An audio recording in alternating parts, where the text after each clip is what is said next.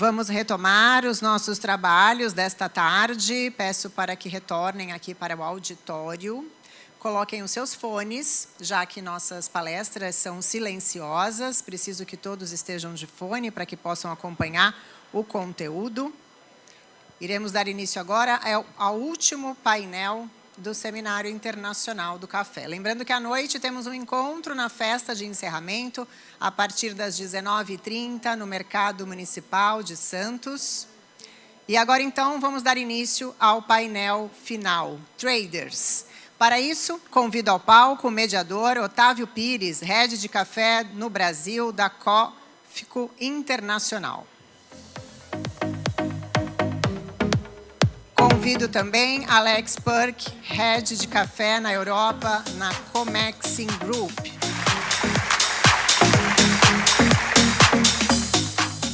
Convido ao palco também Alejandro Flores, Diretor Regional-Geral da Econ Agroindustrial.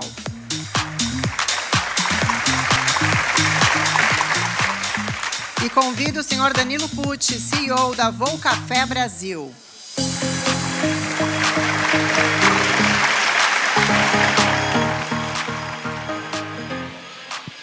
Passo a palavra agora ao mediador Otávio Pires.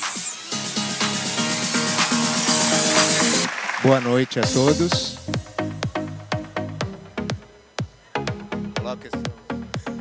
Boa noite a todos. Coloque o seu... Lembrando que todos coloquem os fones para que possam acompanhar a palestra. Well, we are going... Nós vamos fazer o próximo painel em inglês porque é um pouco mais confortável para os nossos participantes. São grandes traders de grandes empresas e nós esperamos prover uma ótima discussão sobre diversos tópicos envolvendo café, o mercado e também envolvendo algumas ideias sobre o futuro e sobre o que cada um deles pensa sobre os tópicos a serem discutidos. Como mediador, eu preparei algumas perguntas e eu vou abrir com as perguntas e se alguém quiser se adiantar para responder, aí a gente vê como isso se evolui. Vai ser uma fala rápida sobre cada um dos tópicos.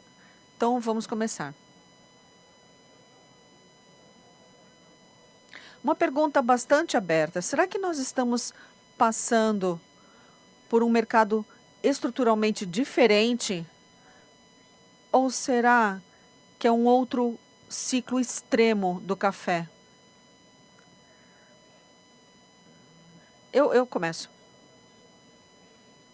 Antes de mais nada, muito obrigado por estar aqui, pelo convite. Eu adorei o painel anterior com o Santana, com o Oscar e com o Cláudio também, que eles ancoraram e realmente o Santana resumiu no fundo que todos estão trabalhando por um ponto comum. Tem muito café vindo por aí e esses números vindo de parceiros e players diferentes. E números são até que bastante próximos.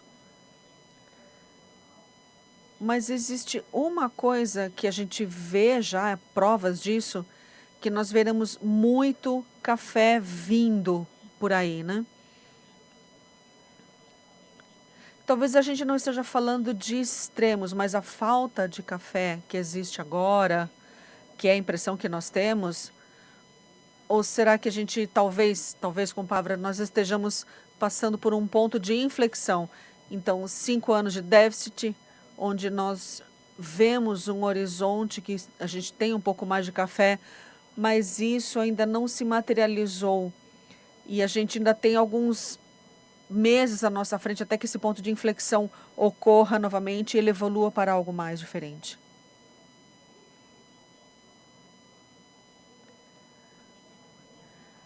Eu acho que nós estamos vindo do mercado de contágio. que é um pouco diferente do que nós estamos vendo. Nós temos tópicos mais profundos que realmente afetam o fornecimento de café. Nós temos esse tópico, isso acontecendo no Brasil, com o clima, e isso tem afetado o supply para o futuro, e há muitos outros que a gente vê.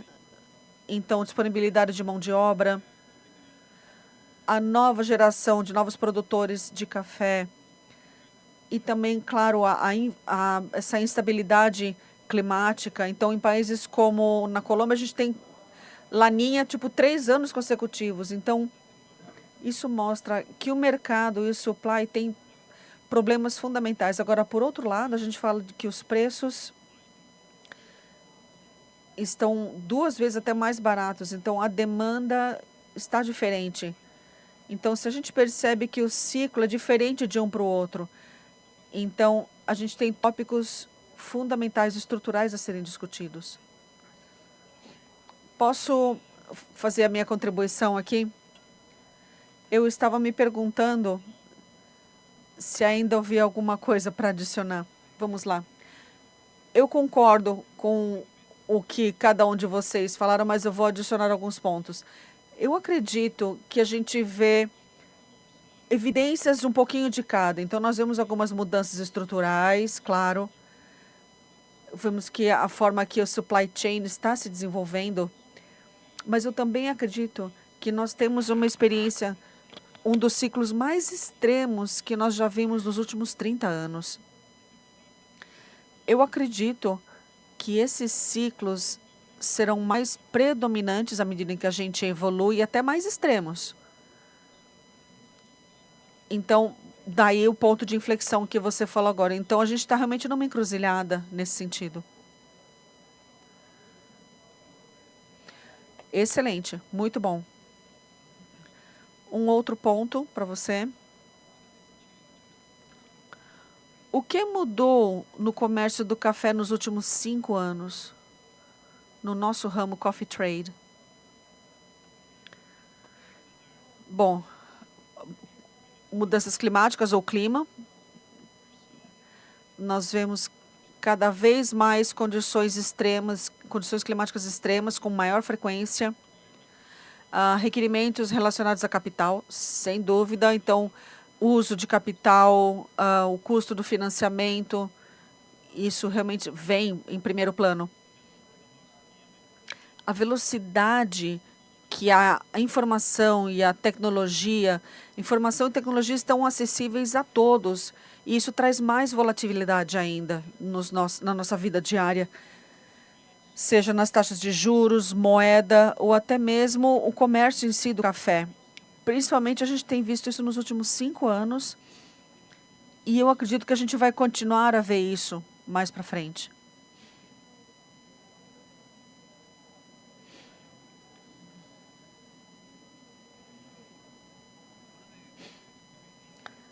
Uma das coisas, a gente fala do destino. Nós vivemos numa área muito confortável, que os recursos, a gente não tem problema com qualidade.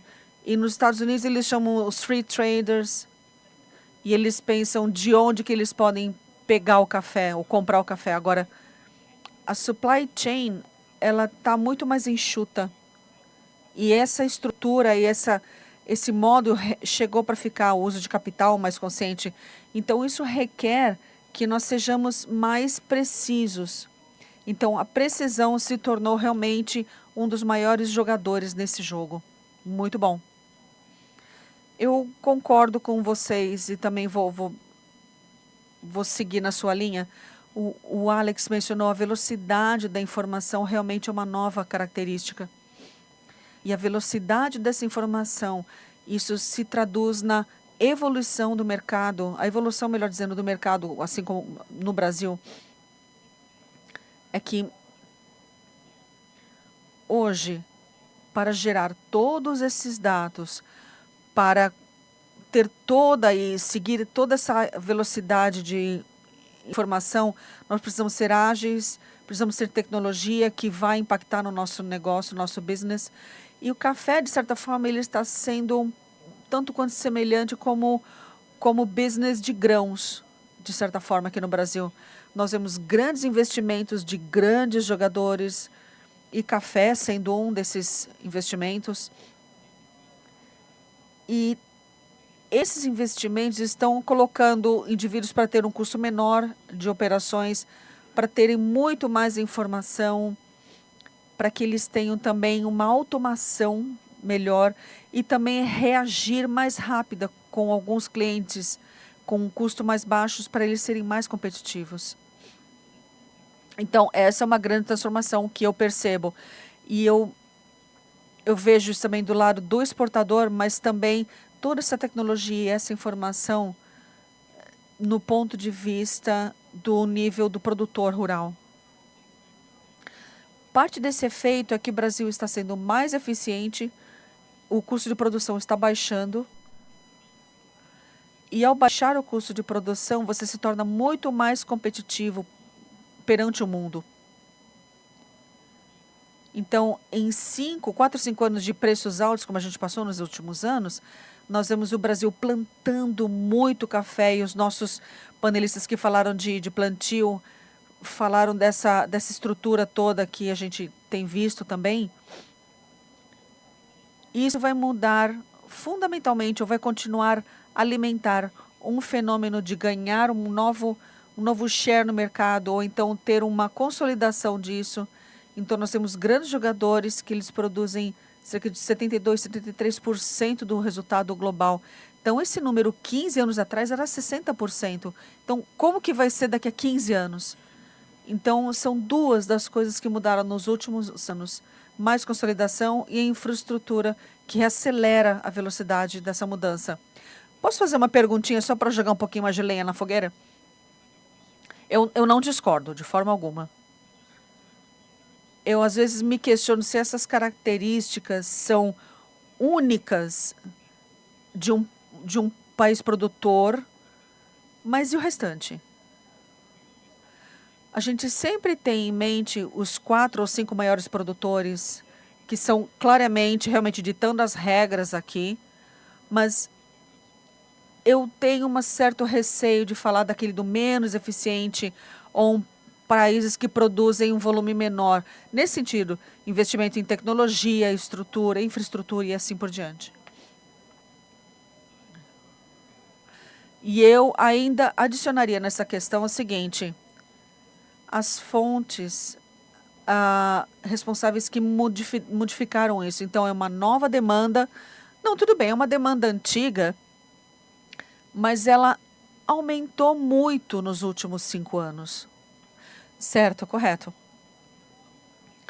O Trish, o nosso CEO global, ele chegou a falar da diversidade global do café, que é mais ou menos o que você está comentando, Alex. Então, nós, como amantes do café, a gente aprecia, a gente gosta de como a diversidade, não só em produção, mas em sabor também, a gente gosta desse resultado. Então, esses fenômenos que você descreveu realmente estão dificultando muito locais como a África, por exemplo, que elas levem muito mais tempo para sobreviver e para reagir para preços mais altos.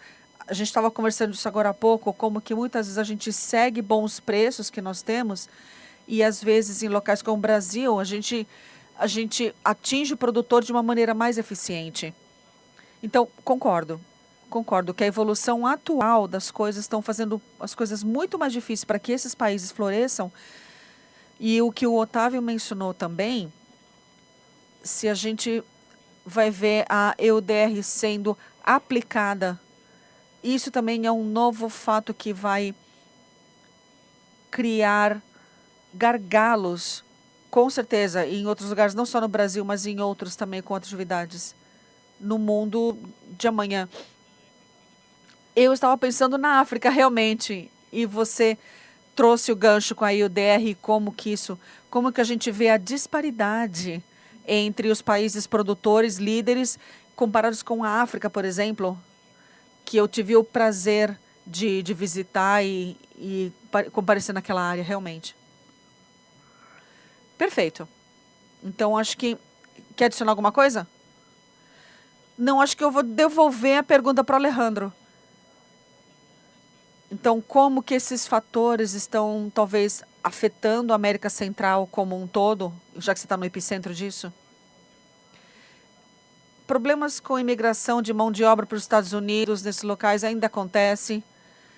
E no início da alta de preço, América Central, a gente está tendo muitos problemas. Na Colômbia, hoje,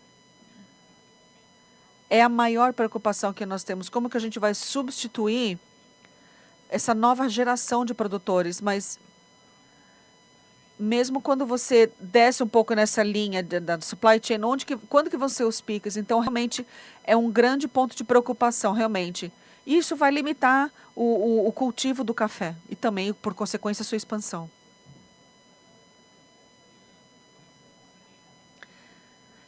A sucessão no Brasil depois da geada e também com melhores preços foi bem diferente do que nós tínhamos visto no passado.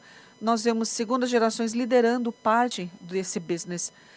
No entanto, isso foi perfeito para eles. Agora, o que vocês acham caso, por exemplo, nós tenhamos 5, 6 anos de cenários diferentes ou ainda mais desafios para os produtores? Vocês acham que, por exemplo, no Brasil, isso vai continuar? Porque a gente estava muito feliz aqui, a gente começou, e quando a gente começou isso no Brasil, a gente estava muito bem. Mas agora eu realmente questiono se isso vai continuar. O que vocês acham?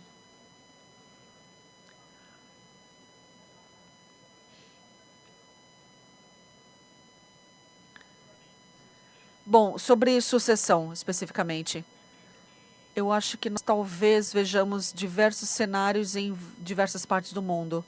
Então, como o Alejandro estava falando agora, a Colômbia talvez encontre um desafio bem diferente nesse sentido comparado com o Brasil. Eu acredito que o Brasil, de certa forma, é um país único por conta de escala de produção, escala que nós vemos no nível de plantação. E nós já vemos tópicos relacionados à sucessão em outros países. Então, pequenos produtores, os filhos não querem trabalhar na fazenda, eles querem ir para cidades. Então, eu acredito que isso pode ser um problema. Vai ser diferente, específico em diversas regiões geográficas. O Brasil talvez não tanto, mas a África, a Colômbia, talvez numa escala maior. Agora, lugares como o Sudeste da Ásia, que eles têm uma certa tradução de famílias continuarem a trabalhando com a terra, eles podem passar por isso de uma maneira diferente, talvez. É difícil você prever, mas é o que eu meio que acho que pode acontecer, é o que eu sinto agora no momento. Perfeito. Eu concordo com o Alex quando ele diz que o único ponto de reflexão, que nós chegamos a falar isso rapidamente antes, é que nos últimos 5 anos, no Brasil, de maneira geral, nós vemos que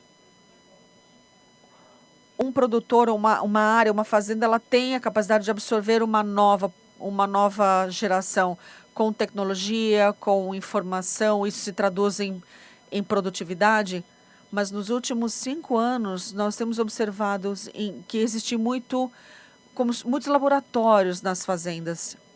Então, eles estão sendo inovadores, testando coisas novas, e isso é muito bom.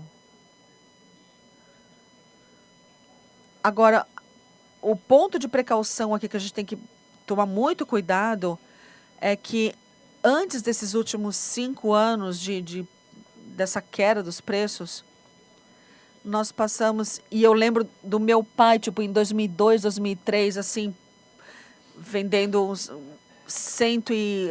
realmente 1 quilo a R$ 200 ou mais até. Então, essa geração de criadores, eles são muito diligentes em custo e manter as coisas simples. Isso talvez refreie ou bote um freio nas inovações. Mas nos últimos 5 anos nós vimos muito disso. E E isso foi porque nós tivemos essa queda nos preços. Então, com melhor produção, com melhor qualidade de café, alguns dos números que nós presenciamos aqui sendo compartilhados, e outros falando de mais de 30 milhões de sacas de robusta. Então, qual vai ser realmente a colheita disso? Como que vai ser a safra? Então, para ver como que o Oscar e o Cláudio mencionaram. Então, isso vai trazer uma mudança potencial no preço e isso vai requerer com que os produtores que jamais não tenham passado por preços menores para que eles sejam diligentes em custos e serem mais eficientes. Então, é realmente um ponto para a gente refletir. A gente tem que ser inovador, sim, mas a gente tem que ser muito diligente em preço, porque o Brasil tem uma vantagem competitiva em relação a preço. Mas isso só se torna verdade se você continua a se manter, que você resiste ao longo do tempo aos tempos difíceis. E a gente sabe que os ciclos vão chacoalhar as coisas de vez em quando.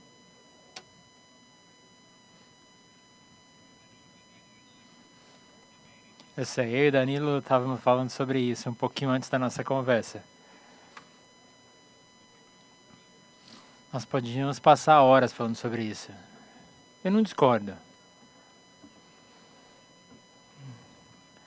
O Danilo descreveu uma série de elementos aqui.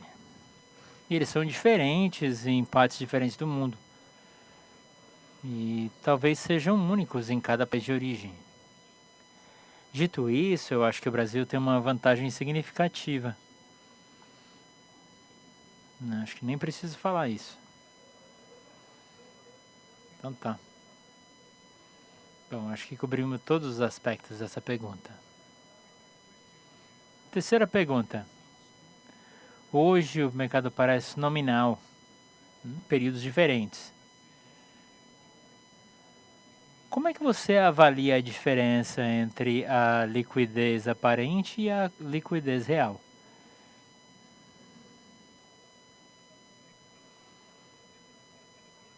Hoje nós temos um mercado de vendas, né? O preço vai tentar alcançar o objetivo de lucro do produtor. Esse ano nós vimos o mercado dar uma boa caída na primeira metade do ano.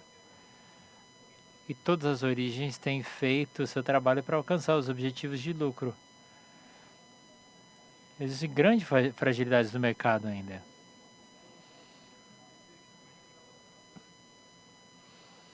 A falta de disponibilidade, a falta de confiança tem um impacto desproporcionalmente muito grande no cenário atual.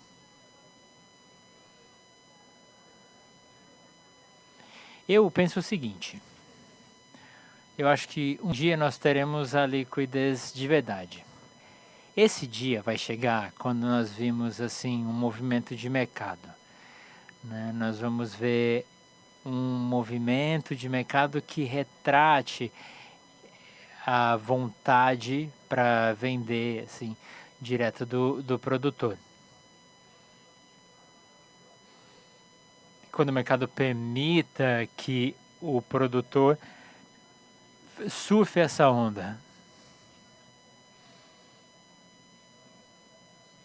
Nós estamos falando dessa diferença, né, de liquidez aparente e liquidez real. Eu acho que há 60, 70 dias, nós vimos o preço da robusta caindo. Nós vimos o diferencial caindo no Brasil também. Então, para mim, a liquidez real é quando o mercado apresenta as características reais do diferencial. E é provavelmente isso que nós vamos ver no horizonte. Sei lá, 90, 120, 150 dias.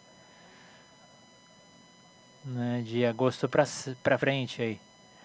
É quando a safra de Conilon, de Arábica, né, e tudo isso já está bem avançado. Eu acho que é aí que nós vamos ver esses números assim mais regularmente.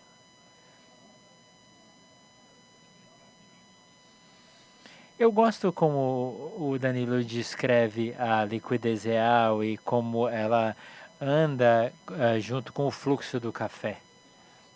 Eu concordo. Mas a liquidez pode ser vista de maneiras diferentes. Você pode separar o mercado físico, mas existem exigências de capital, como por exemplo margens, financiamentos operacionais. Esse é um tema contencioso, principalmente recentemente. Nós temos visto um aumento da volatilidade. Eu acho que ninguém nessa sala deixou de falar nisso pelo menos uma vez aí nos últimos anos. A liquidez tem melhorado no setor? A gente não está mais tão apertado assim. Nós temos um pouquinho mais de espaço para operar. Nós temos visto o mercado lidando com isso e tem sido difícil. Mas em algum momento a gente vai ter de pisar no freio porque a liquidez vai se tornar um problema. Eu estou falando de dinheiro. E como o Danilo disse, eu acho que tem duas maneiras de se olhar para isso. O requerimento de fundos para as nossas operações. Essa é a minha opinião pessoal. Eu espero que o mercado continue volátil. E isso vai exigir mais dinheiro. Aí o mercado vai dar uma esfriada, você fica numa situação um pouco mais confortável. E aí eu acho que todo mundo lembra da situação dos últimos 12 meses, né? E do aperto financeiro que todo mundo passou. Então nós precisamos sempre ficar de olho nisso. Muito bom, muito bom.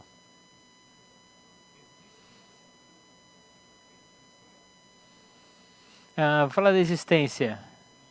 Existência no lado físico do café, né? Não é a mesma coisa da disponibilidade. São duas coisas diferentes.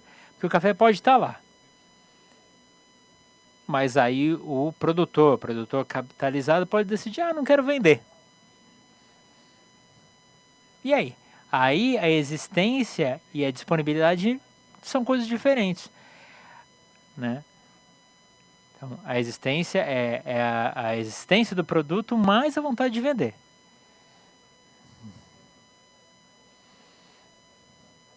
O que eu estava tentando fazer com essa pergunta era o seguinte.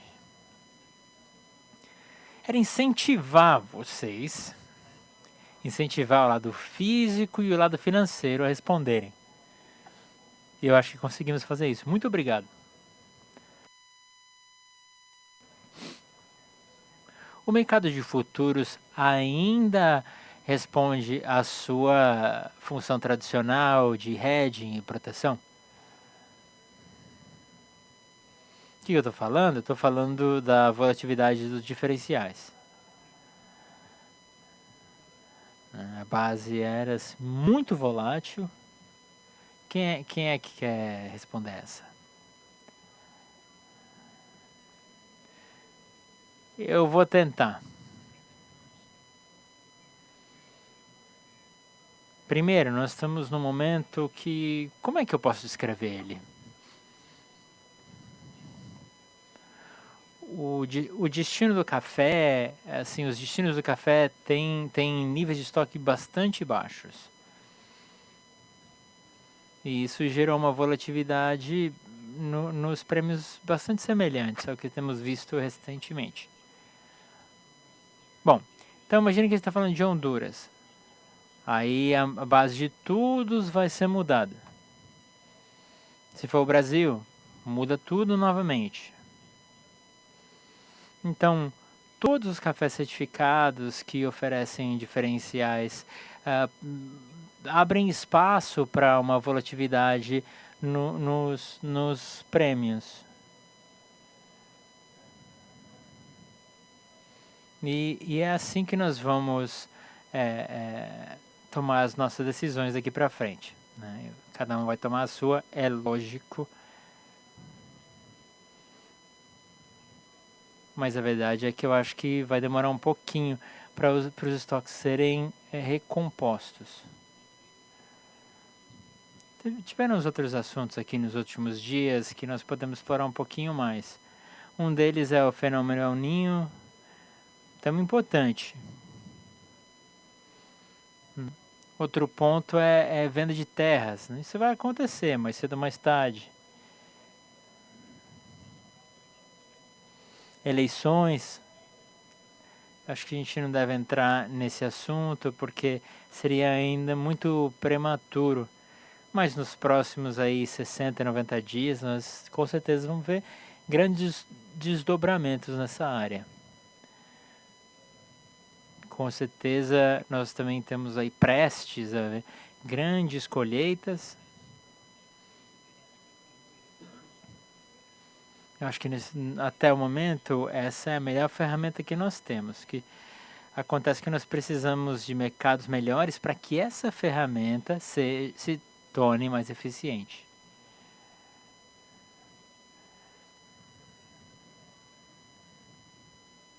Bom, até aqui eu acho que o mercado se provou, assim, em termos de liquidez, ele se provou volátil. Todo o excesso foi retirado pelo mercado. Nós vimos uma dinâmica assim, bastante rápida de uma série de governos e produtores. Nós estamos esperando agora a maior colheita histórica no Brasil. E o mercado está refletindo essas previsões. Então essa colheita vai ser, até que essa colheita chegue no mercado, tudo são previsões. Eu gosto do fato de que os estoques certificados estão fazendo parte da nossa conversa. Na minha opinião, o hedge perfeito é a sua habilidade de trazer as suas commodities em frente aos seus contratos. Eu acho que isso tem evoluído muito nos últimos anos. Hoje o Brasil tem uma avaliação muito melhor. Esse é um desdobramento recente no mercado. E ela se torna uma ferramenta mais efetiva. Eu acho que volatilidade e hedge são coisas diferentes. Os contratos têm a sua função, mas esses são extremos, como nós temos visto aí nos últimos 12 ou 18 meses. Na minha opinião, essa ainda é a melhor ferramenta que nós temos à disposição para lidar com a nossa exposição aos preços. Quanto mais tipos de café estiverem disponíveis, mais efetivo é essa ferramenta de hedging. Existe sempre a pergunta assim, mas isso não vai diluir o contrato? Existe que existe uma forte conexão entre essas duas coisas. Existe a sua habilidade da commodity física e esse mecanismo de hedging. Então esse contrato é uma ferramenta de hedging muito positiva. Essa ferramenta está evoluindo, tem um novo contrato que eu acho que começa em maio de 2028. Ela vai realinhar os contratos que nós temos visto com Robusta. A dinâmica de preço vai ficar mais bem alinhada, mais simplificada, mas vai ficar mais complexa para algumas pessoas. Eu acho isso muito interessante. É uma característica muito interessante do nosso mercado. Eu faço parte do grupo que vai ficar confuso com o dólar por tonelada em vez de centavos por libra. Sabe, eu vou levar um tempo para me acostumar ainda. Agora uma pergunta indireta. Eu acho que nós vamos ver mais liquidez aí nos próximos 70 dias. Pode ser que eu esteja errado. Mas eu fiquei muito feliz em ouvir vocês dizendo que nós temos as ferramentas certas para fazer o nosso hedging. Apesar de todo o sofrimento que nós passamos aí por causa dessa volatilidade. Bom, o que nós vamos falar agora?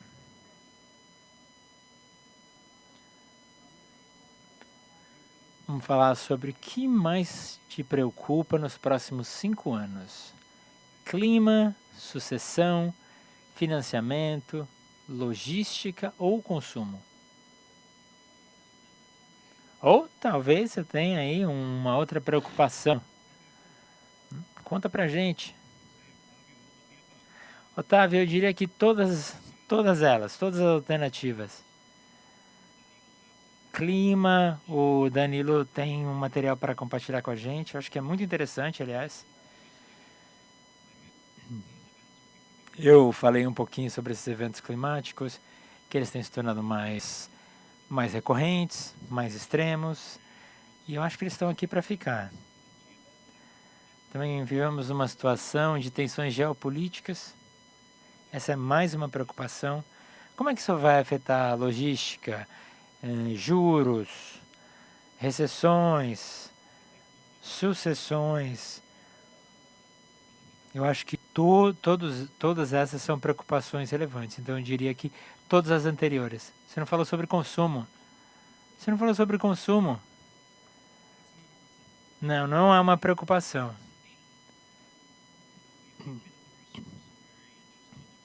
Nós já passamos por alguns eventos bastante interessantes. Passamos pela pandemia da Covid, volatilidade extrema.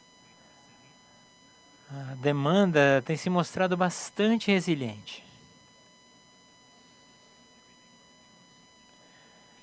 Como tudo mais, é possível que nós testemunhamos aí uma mudança, né? Aqui ou ali no mundo. Mas eu acho que a demanda para o café é bastante robusta, ela é resiliente. Mas isso pode trazer outra preocupação. Preocupação de disponibilidade e estoques, né? Já que a demanda pode aumentar. Então você poderia dizer que a demanda vai ser uma preocupação. Eu concordo. Tem algumas coisas estruturais, como a variedade meteorológica, mudança climática, sucessão. Nós somos uma indústria e trabalhamos com produtores.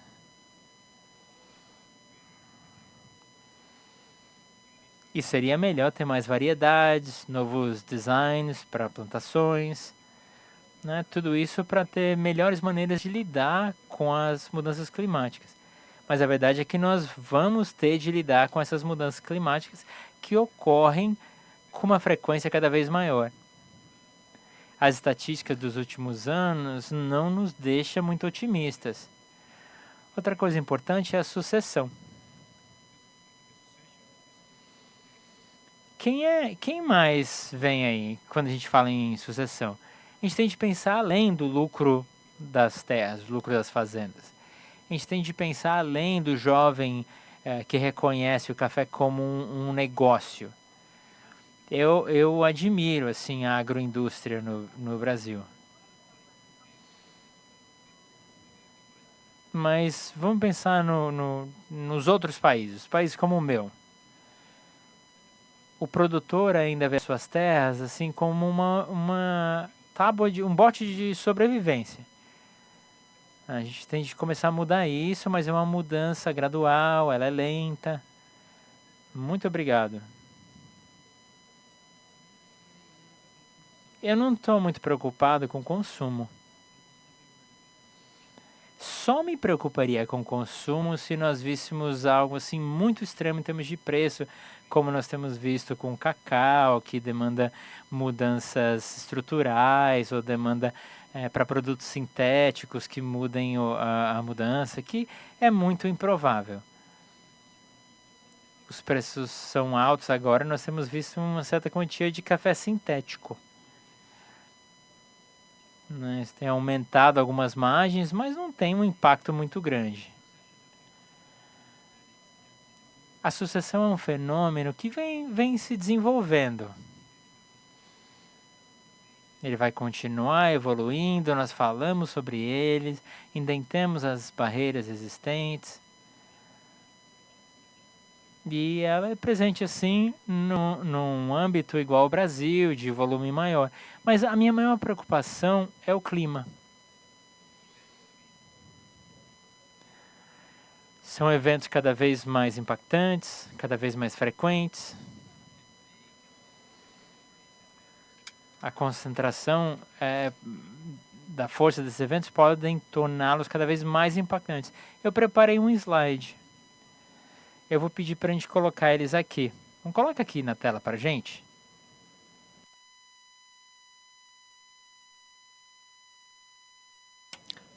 Oi. Se você puder colocar aquele slide na tela, seria ótimo.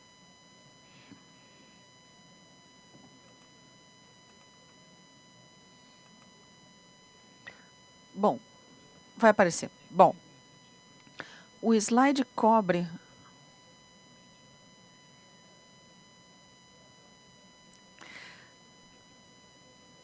Ok, mais fácil.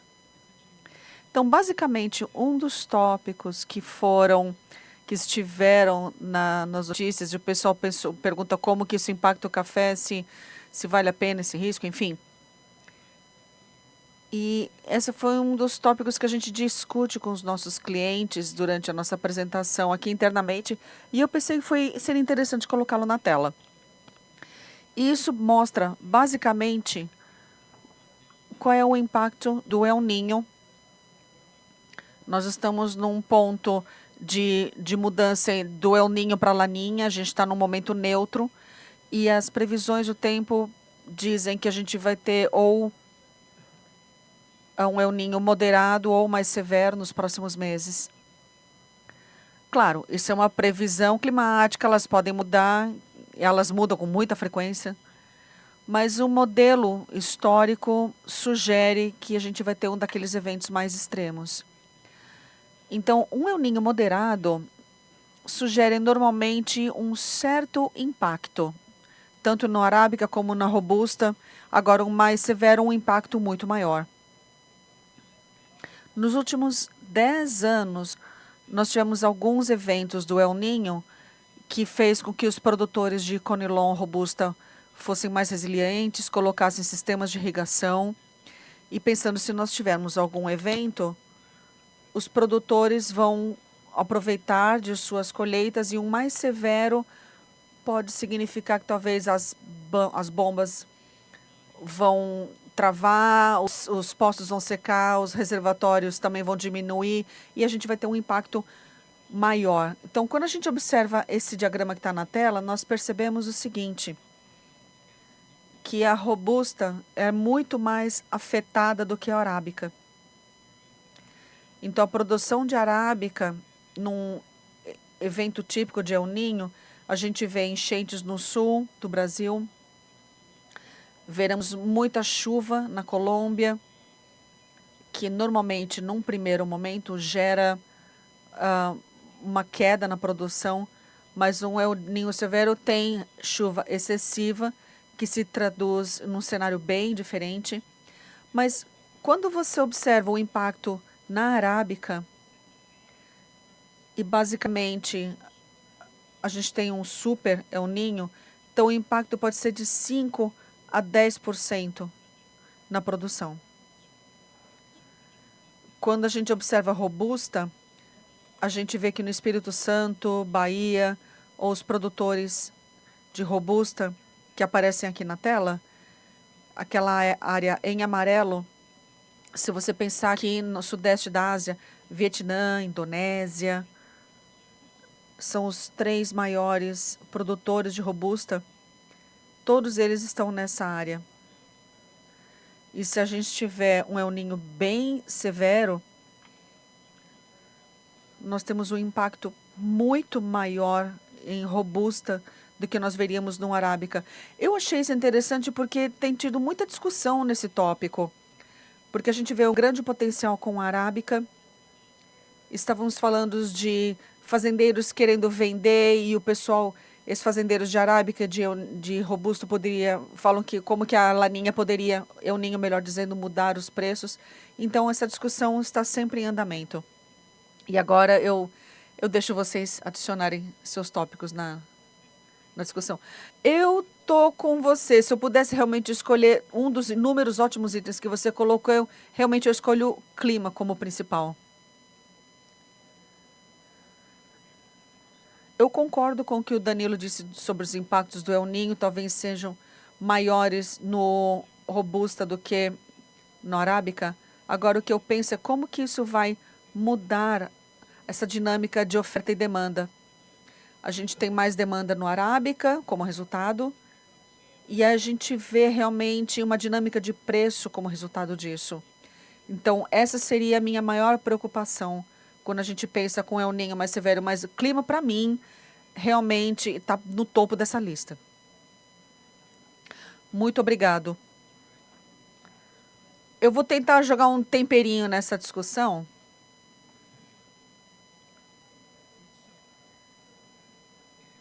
Nós percebemos que a expansão diária que se estima, por exemplo, em 2% em Arábica e talvez um pouco mais nos Conilons. Expansão de terra é diferente do que novos plantios, porque há muitos novos plantios, ou melhor dizendo, muitas novas mudas sendo plantadas.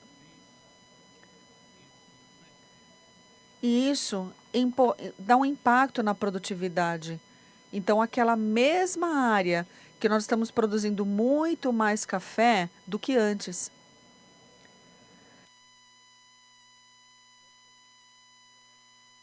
Essa é uma pergunta totalmente teórica, que pode ser, que esse incremento na produção seria o suficiente para compensar parte do impacto do El Niño na colheita de 27 e 28?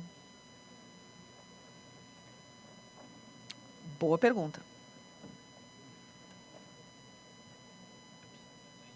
Eu diria que sim. Pela experiência que nós temos, que nós já vimos na Colômbia com o El Niño e Laninha, é que quanto mais jovens as árvores, melhor suporte elas dão. Então, eu diria que sim. Então, as novas plantações podem compensar realmente o restante.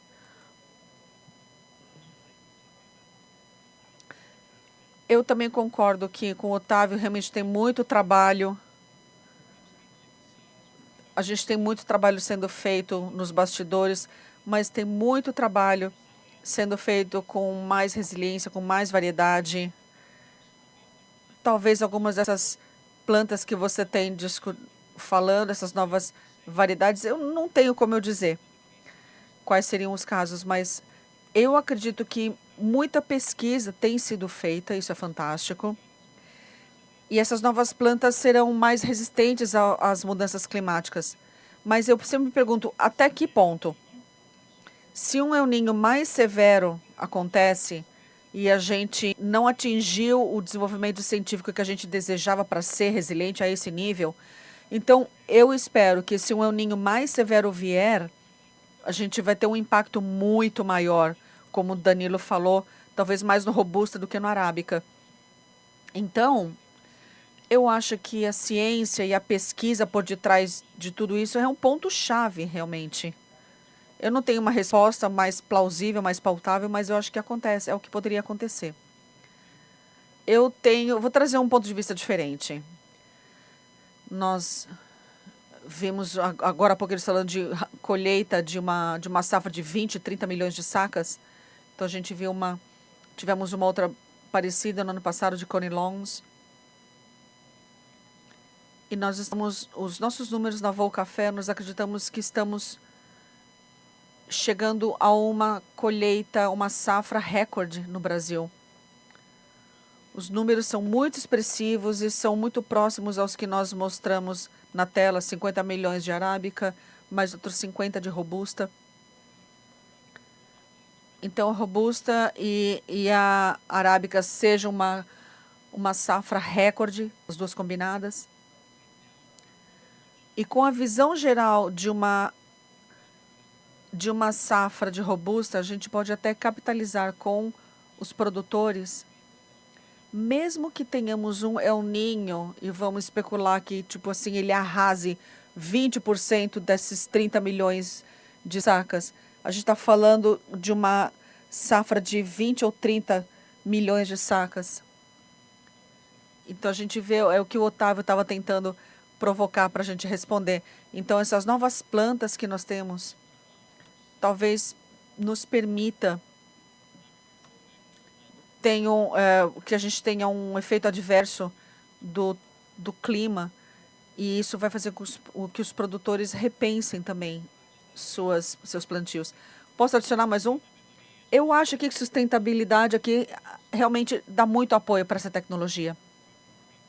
Então, boas práticas agrícolas, fontes sustentáveis, boas práticas agrícolas ali, isso realmente vai trazer a resiliência. Então, pensando aqui essas teorias que ele trouxe, um El Niño mais severo, a gente pode ter problemas no sudeste da Ásia, muito mais do que no Brasil. Isso vai ter um afeto na produção, um efeito, melhor dizendo, na produção de robusta. Então, as coisas são mais resilientes. E realmente eu me preocupo realmente com o El Niño, principalmente como ele afeta a robusta, não só no Brasil, mas em outras partes do mundo, sim. Certo. Então, eu vou jogar mais pimenta nessa conversa. Mais lenha nessa fogueira. Vamos lá.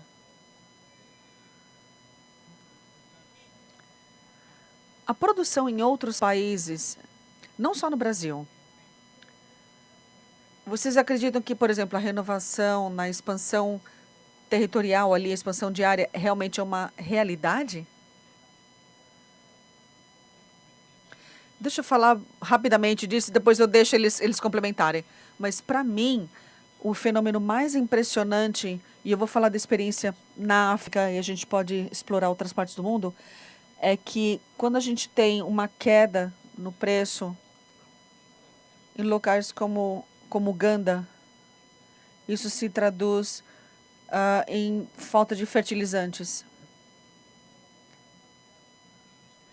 A gente vai produzir melhores safras, e locais como o Brasil vai gerar novos plantios, e os produtores vão conseguir capturar o melhor preço no momento e se beneficiar disso. Eu acho que na América Central talvez seja esse mesmo fenômeno. Agora, o que normalmente não acontece em locais como a África é que muitas mudas murcham. Então, o mercado não é regulamentado, não tem incentivo do governo, você precisa de licenças, você precisa de ter estufas. E a gente, no Brasil, a gente sabe que há uma produção absurda de mudas de café, mas o Brasil responde a preços mais altos com café sendo plantado. Outros países talvez respondam com um melhor trabalho familiar, uma agricultura familiar. Então, seja um modelo que aqui os fertilizantes limitam muito. Então, a gente pode ter, mas num momento a gente veja preços mais baixos. Então, alguns fertilizantes ali vão ser mais baratos, também mais caros, melhor dizendo, a produção vai cair. Enquanto isso permite também regiões que podem ganhar uma fatia no mercado melhor. E o Brasil pode ser melhor assim. Talvez outros, talvez.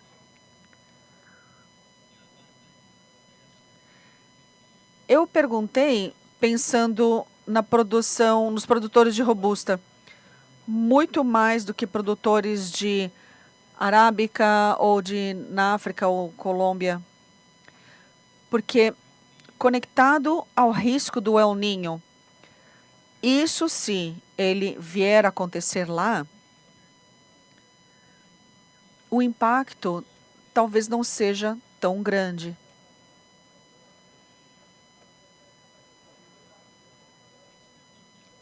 O senhor poderia, por gentileza, desenvolver um pouco mais nisso?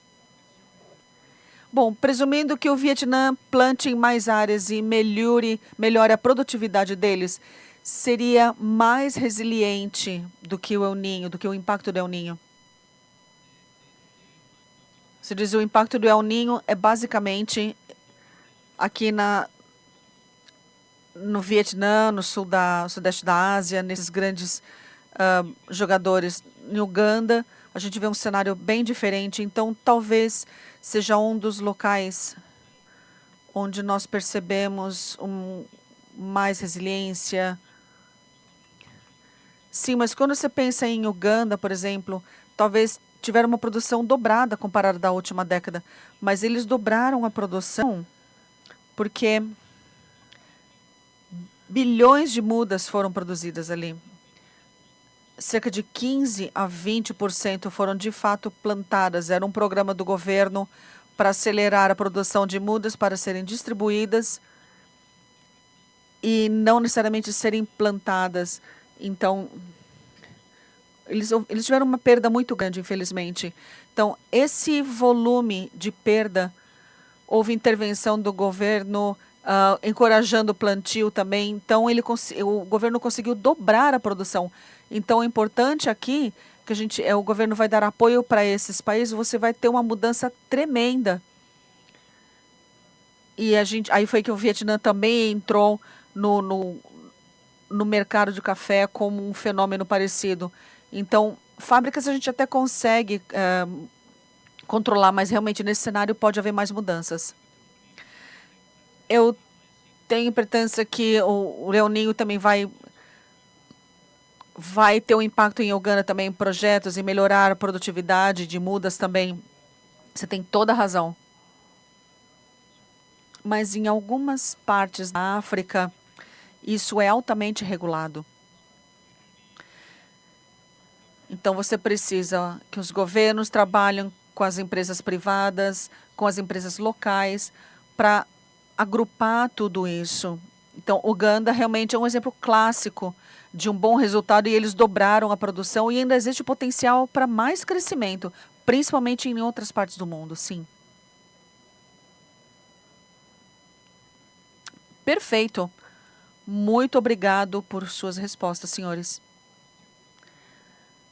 Ainda falando do futuro, qual vai ser a habilidade mais importante do coffee trader do futuro?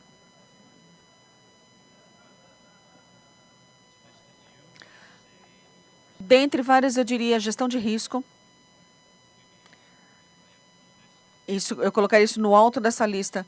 Compliance e um ambiente regulatório, principalmente quando nós vimos isso na Europa. Eu acho que são pontos importantíssimos. E o Danilo chegou a comentar isso. E tecnologia. Tecnologia, IA, tudo isso está mudando muito rapidamente.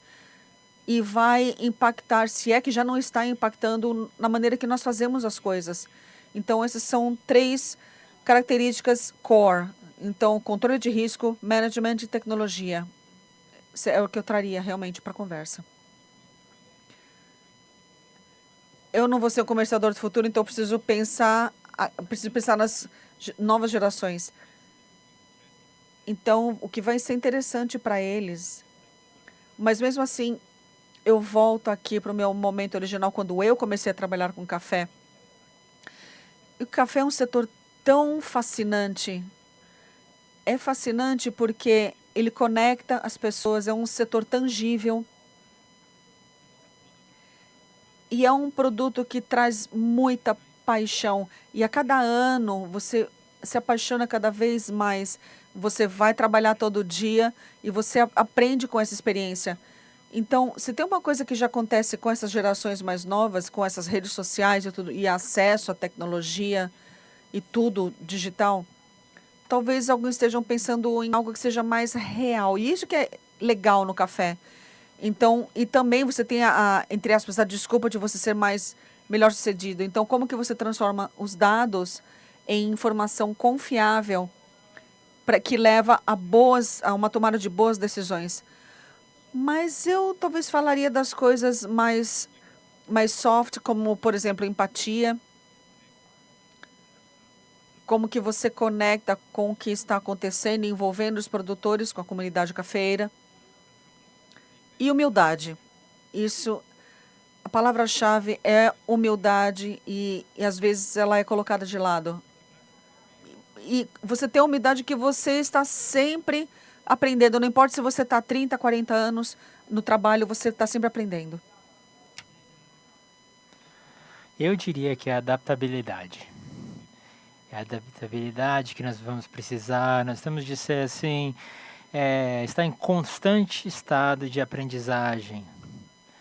O nosso ecossistema vai continuar evoluindo, mudando.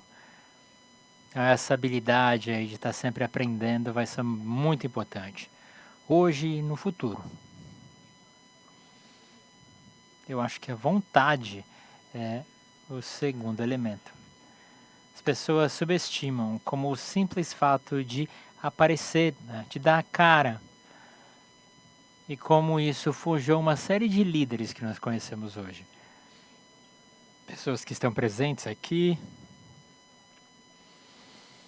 É a vontade, o brio, a consistência. Eu concordo com o Alejandro.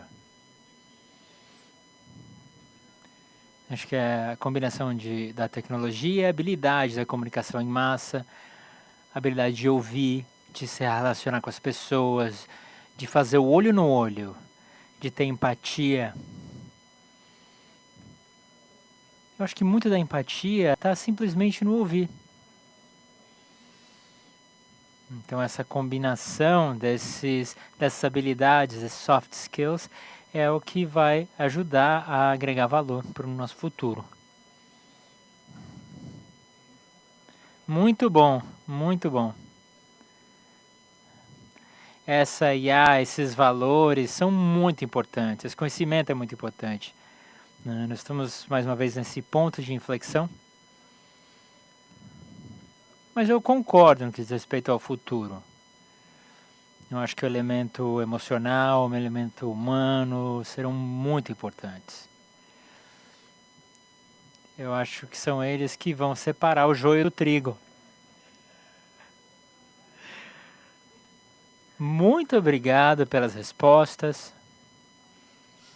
Eu acho que foi perfeito.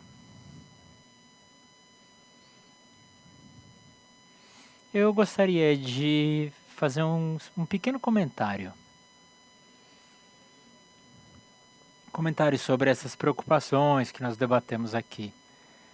Eu acho que vocês responderam às nossas ansiedades aqui. Vou falar do consumo. Você falou sobre o consumo resiliente. Isso não me preocupa. Deixa eu te dizer por quê. Eu acho que nós estamos num comércio, numa cadeia de suprimentos muito saudável. A minha preocupação está do outro lado. É se o consumo crescer além da nossa habilidade de reagir rapidamente, de produzir o café necessário.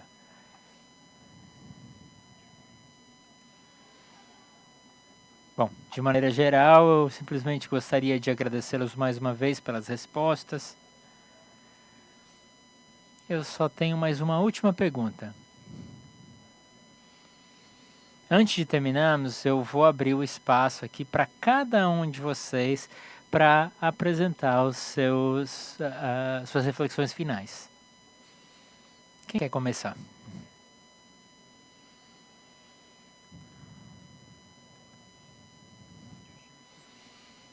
Eu vou falar só um pouquinho do que eu ouvi nesses últimos dias aqui, algo que temperou a nossa conversa. Nós falamos sobre a lavoura, produção, nós temos visto isso refletido já em algumas plantações. Eu tive a oportunidade de viajar um pouquinho antes da conferência.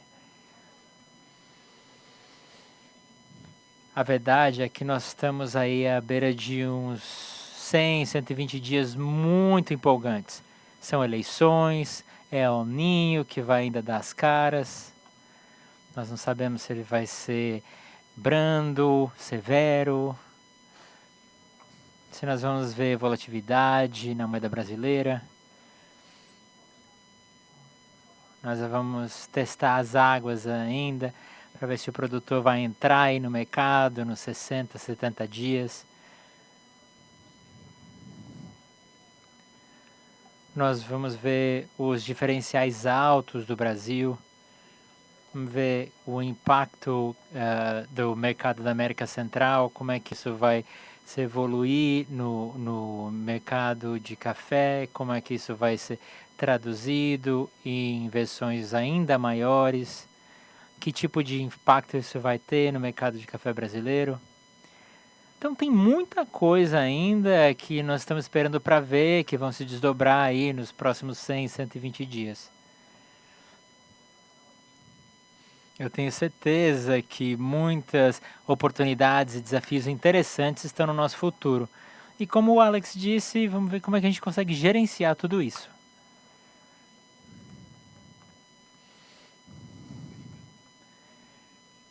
Eu sou muito grato pelos últimos 5 anos, principalmente pelos preços muito bons.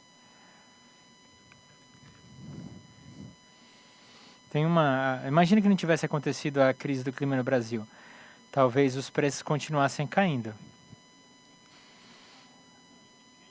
Né? Sem aquela crise, nós estaríamos no caos.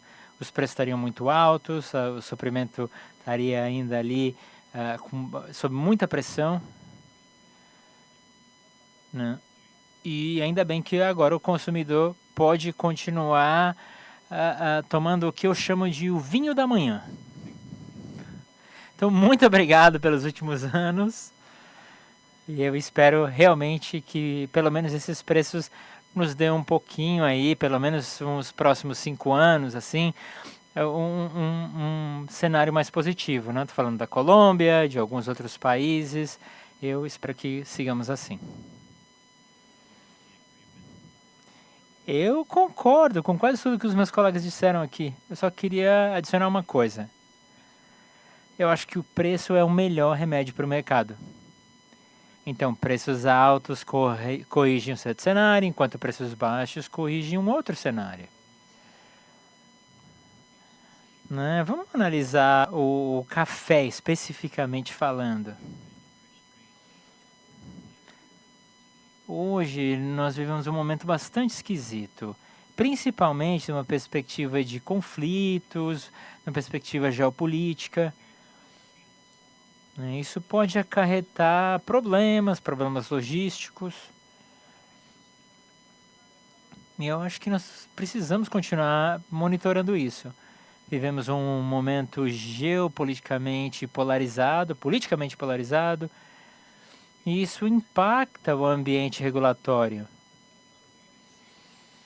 Nem sempre nós podemos esperar para ver o que acontece.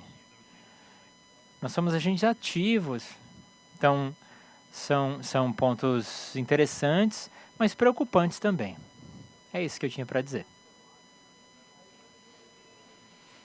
Muito obrigado pelos comentários.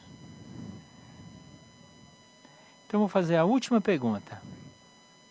Uma pergunta bastante direta. Vocês podem pensar sobre ela antes de responderem. Qual a palavra melhor define o mercado hoje?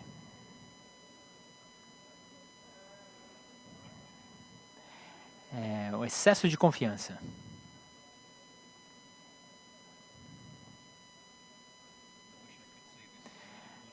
Eu gostaria de poder usar mais de uma palavra, mas eu vou dizer turbulência. Muito bom. Eu vou escolher a seguinte palavra. Ponto de inflexão. Ponto de virada, encruzilhada.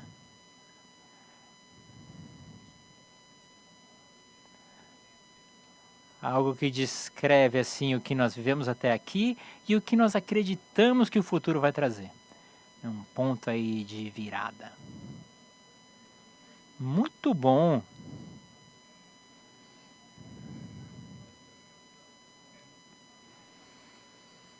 Eu não sei, né? Eu não queria usar a mesma pergunta a mesma palavra que eu venho usando nos últimos 4 anos.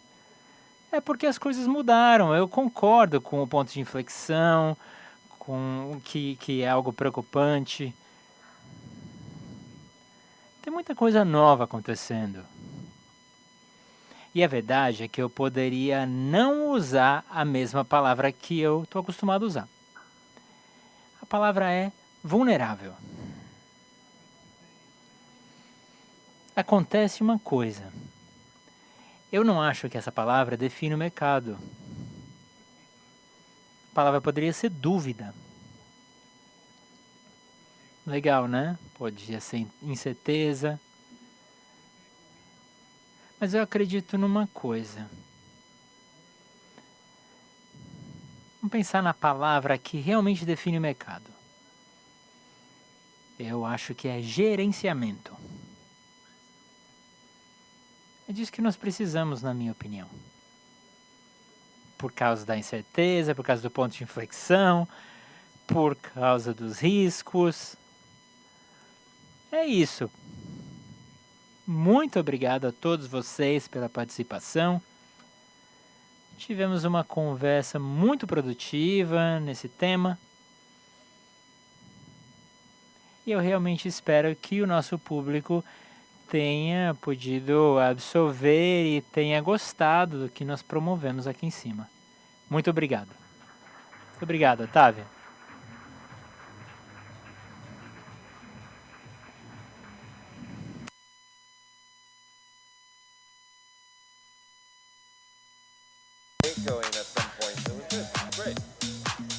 Agradeço ao I'd like to thank all por favor que se posicionem para fazer a foto oficial.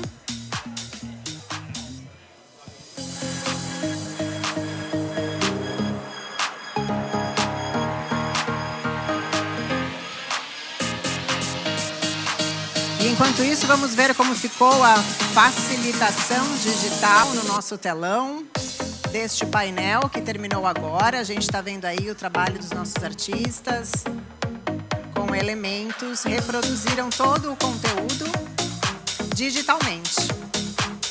E esse material vocês têm acesso no aplicativo do evento. Obrigada a todos que participaram do painel.